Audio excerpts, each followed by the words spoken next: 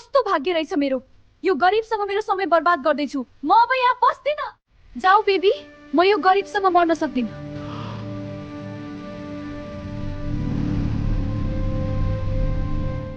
तिमी नअतिनु छोरी, तिम्रो बाबाले तिमीलाई ठुलो मान्छे बनाउँछ।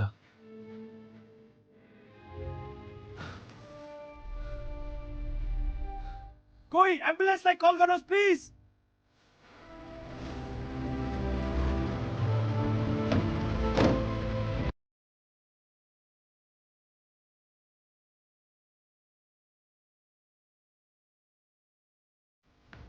मैले तिमीलाई धेरै खोजे, बल्ल तल्ल यहाँसम्म आइपुगे। तिमीले मेरो ज्यान बचायो, थ्याङ्क यू। मैले त मेरो कर्तव्य मात्र पूरा गरेँ। अब तिमी गरिब रहनु पर्दैन। भोलिदेखि तिमी मेरो कम्पनीमा मसँग काम गर्छौ। साथ धन्यवाद हजुरबा। म पनि खुसी छु। हजुरबा राम्ररी जानु होला। श्रीमतीले गरिब भएकै कारण छोडिन्। बाबुले छोरीलाई काँधमा राखेर सङ्घर्ष गरे। एक दिन उनले एउटा अपरिचित वृद्धलाई बचाए। अर्को दिन उसको भाग्य नै बदलियो।